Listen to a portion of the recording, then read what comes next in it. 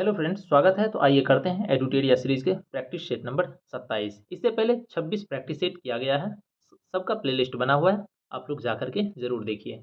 इस तरह से और जो प्रैक्टिस सेट करेंगे वो बहुत अच्छे से एक्सप्लेन करेंगे, पूरा देखिएगा। पहला क्वेश्चन है, सम्राट अशोक द्वारा निर्मित बराबर की गुफाओं में कौन एक नहीं है? जो बराबर की गुफाओं में है वह है सुदामा गुफा, कर्ण चौपाल, विश्व झोपड़ी, नागार्जुनी जो है यह नहीं है। ये सभी बराबर की पहाड़ी में गुफा है। चलिए देख लेते हैं। दूसरा क्वेश्चन क्या है, निम्नलिखित किस जैन तीर्थंकर के अनुयायी निग्रत कहलाते थे? तो निग्रत किसके कहलाते थे? निग्रत कहलाते थे पार्श्वनाथ के। पार्श्वनाथ के जो अनुयायी होते थे वो निग्रत कहलाते थे। देख लेते हैं कौन कितने नंबर के तीर्थंकर हैं जैन धर्म के। सबसे पहले दिया हुआ है ऋषभदेव। ऋषभदेव पहले तीर्थंकर थे। उसके बाद दिया हुआ है अजितनाथ। अजितनाथ द्वितीय तीर्थंकर थे। पार्श्वनाथ के बारे में जो दिया हुआ है यह 23वें तीर्थंकर थे और अष्टनेमी 22वें तीर्थंकर थे। टोटल 24 तीर्थंकर हुए, जिसमें 24वें का नाम महावीर स्वामी है।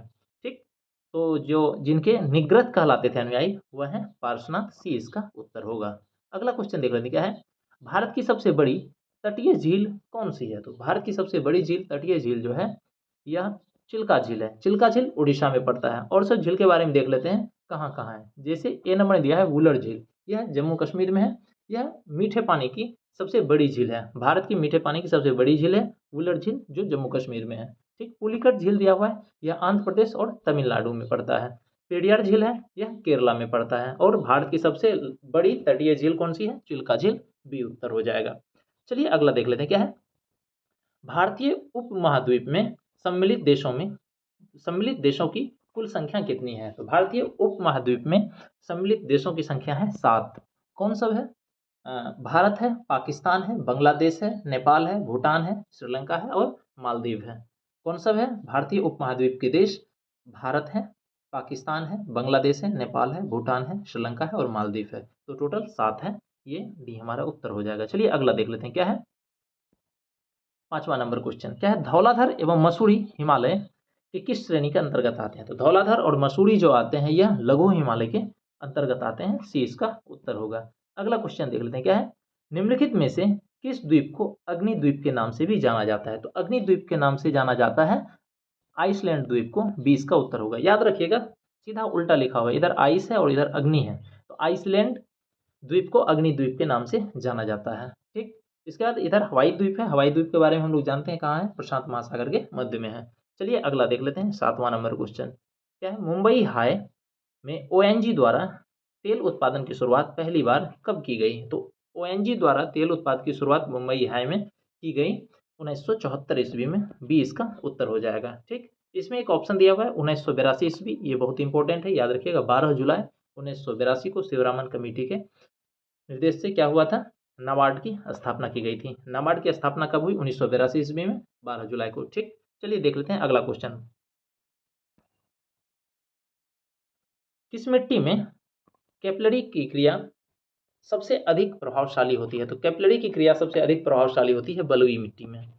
बी इसका उत्तर होगा। अगला क्वेश्चन देख लेते हैं क्या है, भारत में अंतरिक्ष कार्यक्रम की शुरुआत किस वर्ष की गई? तो भारत में अंतरिक्ष कार्यक्रम की शुरुआत की गई 1962 ईस्वी में। बी इसका उत्तर हो जाएगा। बाकी 1969 का याद रखिएगा, इसमें इसरो की स्थापना हुई थी। 15 अगस्त 1969 ईस्वी को इसरो की स्थापना हुई थी और अंतरिक्ष कार्यक्रम की शुरुआत 1962 में ही शुरू हो गई थी।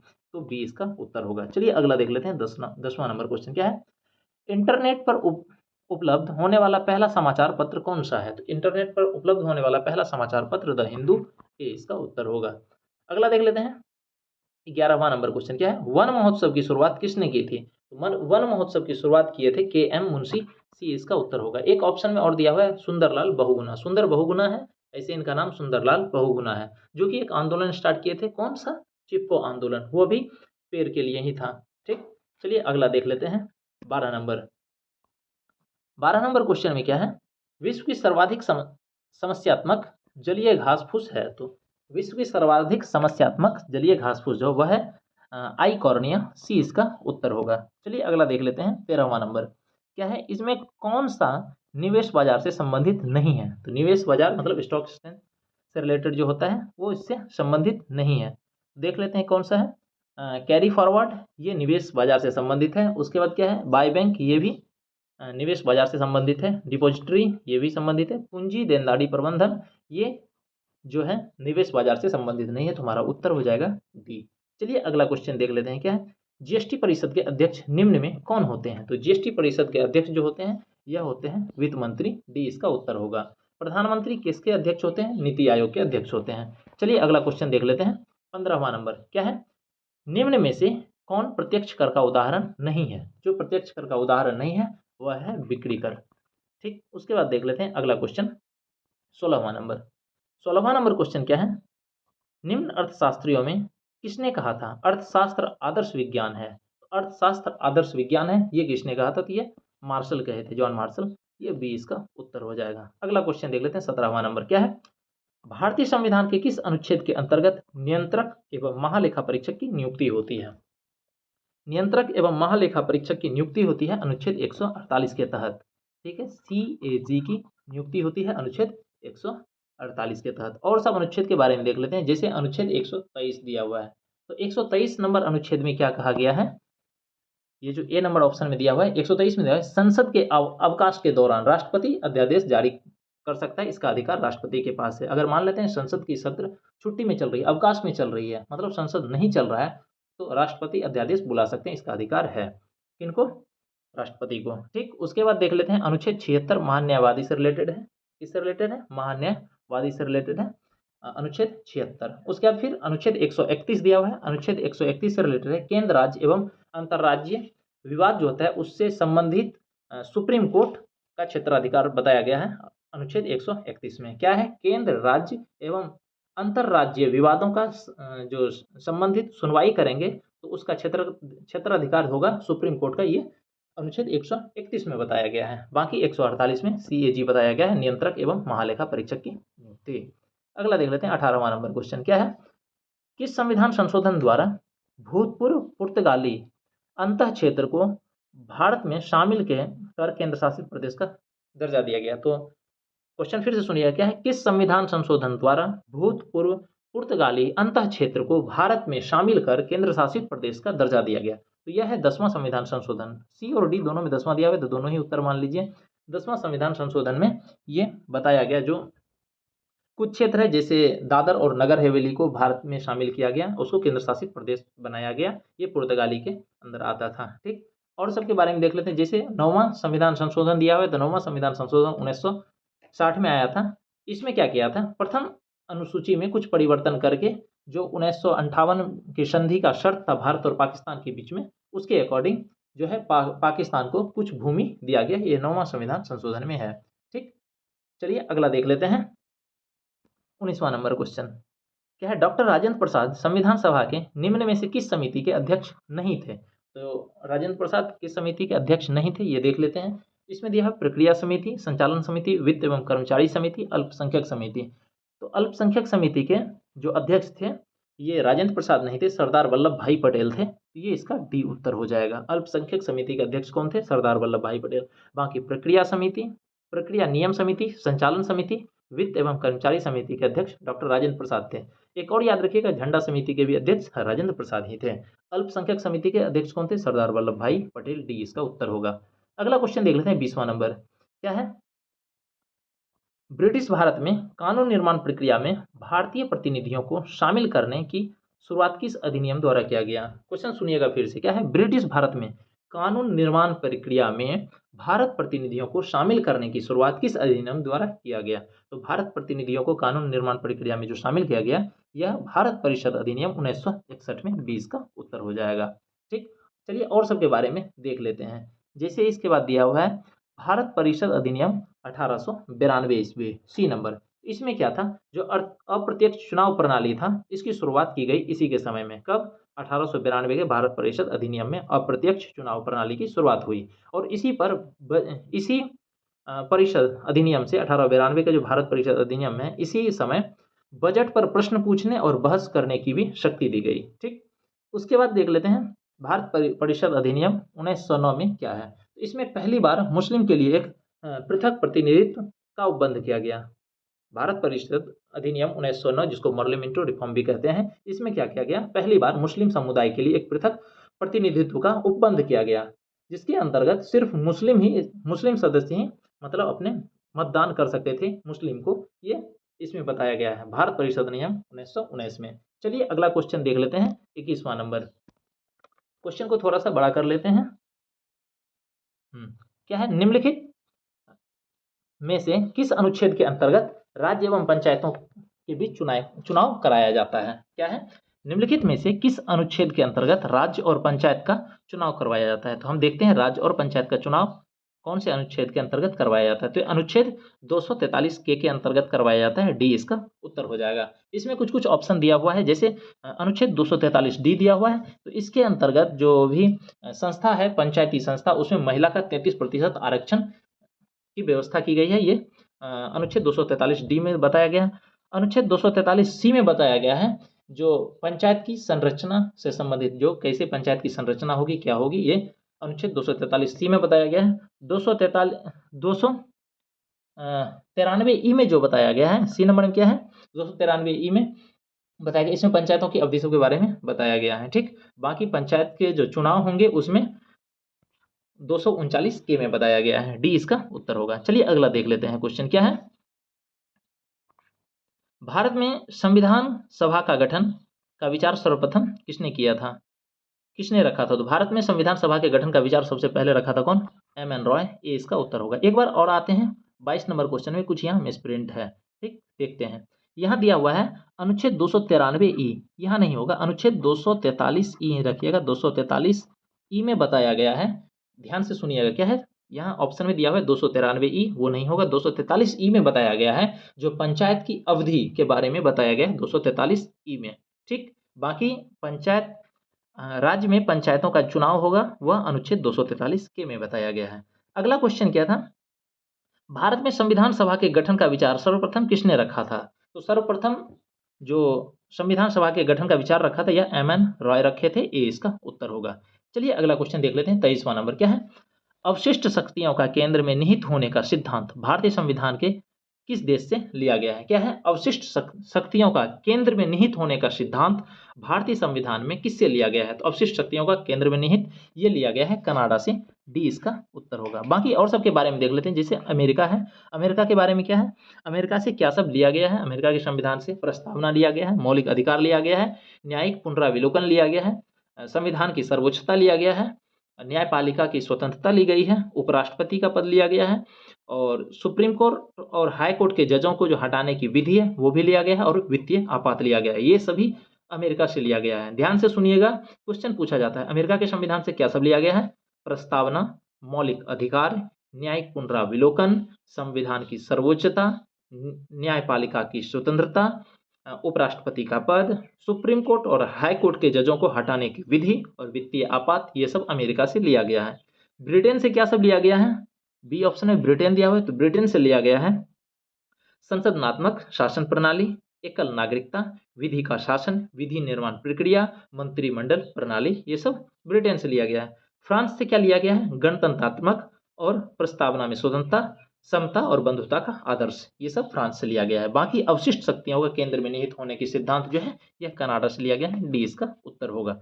चलिए अगला देखते हैं, 24वां नंबर। क्या है, चंद्रगुप्त के शत्रुओं के विरुद्ध चाणक्य ने जो चालें चली उनकी विस्तृत कथा निम्न में से किसमें मिलती है? तो चंद्रगुप्त ने शत्रुओं के विरुद्ध जो चाल चली थी चाणक्य, वो जो चालें चली थी चाणक्य के द्वारा, तो वो किस बुक में लिखा हुआ था? यह मुद्रा राक्षस में लिखा हुआ है। फिर से क्वेश्चन सुनिएगा, क्या है, चंद्रगुप्त के शत्रुओं के विरुद्ध चाणक्य ने जो चालें चली उनकी विस्तृत कथा निम्न में से किस में लिखी मिलती है? तो यह मुद्रा राक्षस में मिलती है। मुद्रा राक्षस के लेखक कौन है?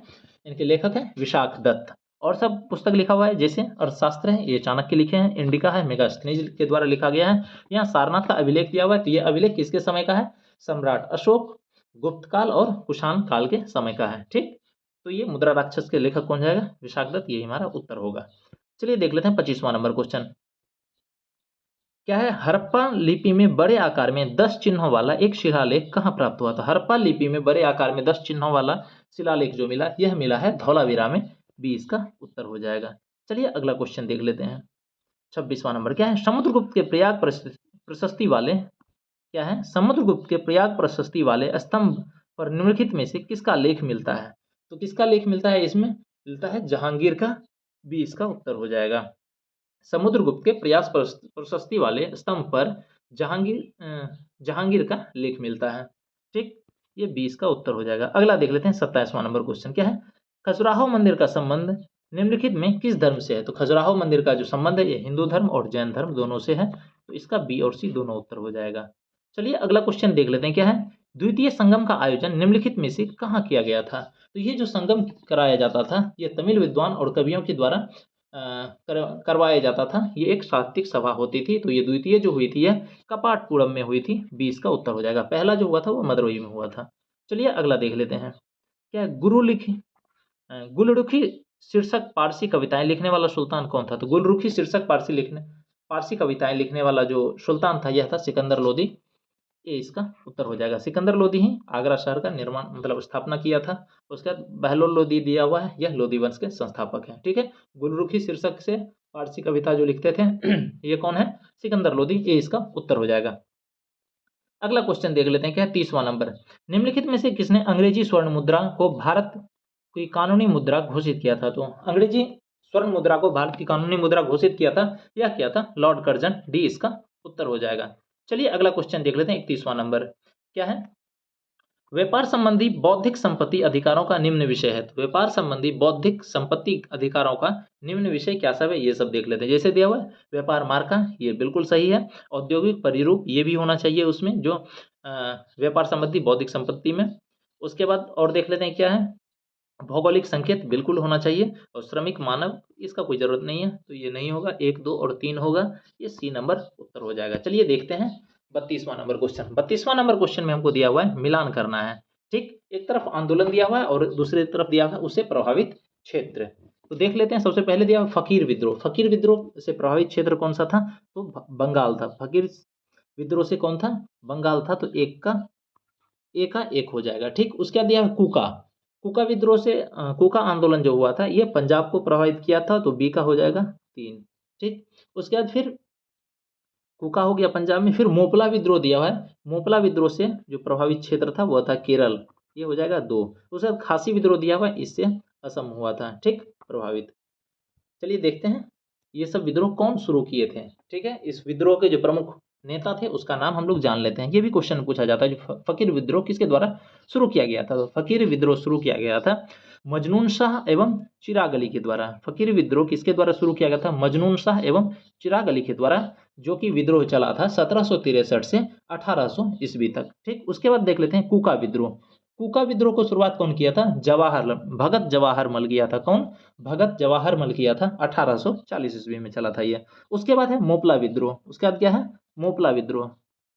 मोपला विद्रोह से प्रभावित क्षेत्र था केरल, जिसका कि अली मुस्लियार जो था ये इसके नेता थे। यह 1921 ईस्वी में चला था मोपला विद्रोह। उसके बाद खासी विद्रोह है। खासी विद्रोह कब चला था, 1829 से लेकर के 1833 तक चला था। यह असम का क्षेत्र प्रभावित था और इसका तिरोत सिंह सीएम जो ये इसके नेता थे। ठीक, तो इस तरह से 1, 3, 2 और 4 ये हमारे कितने नंबर ऑप्शन में है देख लेते हैं। ऑप्शन नंबर सी में है, यही हमारा उत्तर हो जाएगा। चलिए अगला क्वेश्चन देख लेते हैं 33वां नंबर क्या है, विमेंस इंडिया एसोसिएशन के संस्थापक कौन थे। तो विमेंस इंडिया एसोसिएशन के संस्थापक थे लेडी सदाशिव अय्यर, बी इसका उत्तर हो जाएगा। उसका यहाँ दिया हुआ ज्योतिबा फुले जो सत्यशोधक समाज के संस्थापक थे। चलिए अगला देख लेते हैं क्या, निम्नलिखित में से कौन सा एल्यूमिनियम का अयस्क है। तो एल्यूमिनियम का अयस्क कौन है, कोडंडम है, ए इसका उत्तर हो जाएगा। अगला क्वेश्चन देख लेते हैं 35वां नंबर क्या है, पुराने तैल चित्रों के रंगों का फिर से उभारने के लिए किसका प्रयोग किया जाता है। तो पुराने तैल चित्रों को उभारने के लिए किसका प्रयोग किया जाता है, ये प्रयोग किया जाता है हाइड्रोजन पेरोक्साइड का, बी इसका उत्तर होगा। अगला क्वेश्चन देख लेते हैं क्या, आवर्त सारणी में किस ब्लॉक में सभी तत्व धातुएं हैं। तो कौन सा ऐसा आवर्त सारणी का कौन ब्लॉक है जिसमें सभी तत्व धातुएं हैं, तो वह है एफ ब्लॉक, डी इसका उत्तर हो जाएगा। चलिए अगला देख लेते हैं 37वां नंबर क्या है, निम्नलिखित में से किस रूप में विदेशी मुद्रा का प्रवाह भारतीय संदर्भ में अधिक उड़नशील कहा जा सकता है। तो निम्नलिखित में से किस रूप में विदेशी मुद्रा का प्रवाह भारतीय संदर्भ में अधिक उड़नशील कहा जा सकता है, तो ये कहा जाता है अनिवासी भारतीय जमाए में और विदेशी पोर्टफोलियो निवेश में, बी और सी दोनों उत्तर हो जाएगा, डी नंबर। चलिए अगला देख लेते हैं क्वेश्चन क्या है, एक लेंस में +2 डायोप्टर की शक्ति है, तो लेंस की किस्म या प्रकृति का फोकल लंबाई क्या होगा, तो इसका फोकल लंबाई होगा आधा मीटर या उत्तल लेंस होगा, ये याद रखिएगा, ए नंबर। अगला देख लेते हैं क्वेश्चन क्या है, दबाव बढ़ने से बर्फ के गलनांक पर क्या प्रभाव पड़ता है? अगर दबाव बढ़ता है, प्रेशर बढ़ता है तो उससे गलनांक क्या होता है? घटता है। ये हो जाएगा बी इसका उत्तर। आइए देखते हैं 40 नंबर क्वेश्चन क्या है। पायरोमीटर का प्रयोग निम्नलिखित में से किसके मापन में किया जाता है? तो पायरोमीटर का प्रयोग किया जाता है उच्च तापमान के मापन में, ठीक है। उसके बाद वायुदाब दिया हुआ है, वायुदाब को मापने के लिए किसका यूज करते हैं? बैरोमीटर करते हैं। भूकंप को मापने के लिए क्या? भूकंप का पता लगाने के लिए किसका? सिस्मोमीटर का प्रयोग करते हैं। और पायरोमीटर उच्च तापमान के लिए सी इसका उत्तर हो जाएगा। अगला 41वां नंबर क्वेश्चन देख लेते हैं क्या है। उत्पादक की कीमत सूचकांक मापता है। तो उत्पादक की कीमत सूचकांक कौन मापता है? उत्पादित वस्तुओं और सेवाओं की कीमत के औसत के परिवर्तन को, ठीक है। क्या है? उत्पादक कीमत सूचकांक मापता है। किसको मापता है? उत्पादित वस्तुओं और सेवाओं की कीमत की औसत परिवर्तन को। ये इसका उत्तर हो जाएगा। चलिए देखते हैं अगला क्वेश्चन 42वां नंबर। 42वां नंबर क्वेश्चन क्या है। नाभिक के अलावा कोशिका के किस कोशिकांग में डीएनए होता है? तो नाभिक के अलावा कोशिका के किस कोशिकांग में डीएनए होता है? तो यह होता है माइटोकॉन्ड्रिया में। ये इसका उत्तर हो जाएगा। चलिए अगला क्वेश्चन देख लेते हैं क्या है। लाल रक्त कोशिकाओं का औसत आयु कितना होती है? तो लाल रक्त कोशिकाओं का औसत आयु होता है 120 दिन। सी इसका उत्तर हो जाएगा। अगला क्वेश्चन 44वां नंबर देख लेते क्या है। निम्नलिखित में से कौन एक एकलिंगी है? तो कौन एकलिंगी है? वह है एस्केरिस एकलिंगी है। डी इसका उत्तर हो जाएगा। अगला देख लेते हैं, इसमें मिलान करना है हमको। क्या दिया हुआ है? सबसे पहले लाइपेज है, तो लाइपेज जो है वसा विघटन एंजाइम है। ए का हो जाएगा 3, ठीक। लाइपेज क्या है? वसा विघटन एंजाइम है। ए का 3 हो जाएगा। उसके बाद दिया हुआ है अमाइलेज। तो अमाइलेज जो है ये क्या है? कार्बोहाइड्रेट पाचन है। तो ये हो जाएगा बी का 2, कार्बोहाइड्रेट पाचन है एमाइलेज। इरेप्सिन है। इरेप्सिन क्या है? यह है पॉलीपेप्टाइड को एमिनो अम्ल में बदलता है। किसको? पॉलीपेप्टाइड को एमिनो अम्ल में। इसका हो जाएगा सी का 4। उसके बाद ट्रिप्सिन दिया हुआ। ट्रिप्सिन प्रोटीन को डाइजेस्ट करता है, प्रोटीन पाचक है। ये डी का हो जाएगा 3, 2, 4, 1। देखते हैं कितने नंबर ऑप्शन में। ये 2 नंबर ऑप्शन में है। यही हो जाएगा हमारा उत्तर। चलिए अगला क्वेश्चन देख लेते हैं 46वां नंबर। क्या निम्नलिखित में से कौन सा कार्य शरीर में हीमोग्लोबिन का है? तो शरीर में हीमोग्लोबिन का कौन सा कार्य है? यह ऑक्सीजन के परिवहन में हेल्प करता है, ऑक्सीजन को ले जाने में हेल्प करता है हीमोग्लोबिन। अगला देख लेते हैं 47वां नंबर क्या है। संयुक्त राष्ट्र खाद्य एवं कृषि संगठन का मुख्यालय कहाँ है? संयुक्त राष्ट्र खाद्य एवं कृषि संगठन का मुख्यालय है रोम में। 20 का उत्तर हो जाएगा। अगला क्वेश्चन देख लेते हैं क्या है। गोलकुंडा का किला किस राज्य में स्थित है? तो गोलकुंडा का किला स्थित है तेलंगाना राज्य में। ये हमारा उत्तर हो जाएगा। अगला क्वेश्चन देख लेते हैं 49वां नंबर क्या है। विशुद्धि मग्ग क्या है? विशुद्धि मग्ग ग्रंथ किस संप्रदाय से संबंधित है? तो विशुद्धि मग्ग ग्रंथ जो है यह हीनयान संप्रदाय से संबंधित है। हीनयान और महायान ये दोनों बौद्ध धर्म से रिलेटेड है, और श्वेतांबर और दिगंबर जो है यह जैन धर्म से रिलेटेड है। तो विशुद्धि मग्ग जो है यह ग्रंथ, विशुद्धि मग्ग ग्रंथ हीनयान से रिलेटेड है, हीनयान से संबंधित है। अगला देख लेते हैं 50वां नंबर क्वेश्चन क्या है। जय संहिता का नाम विख्यात हुआ।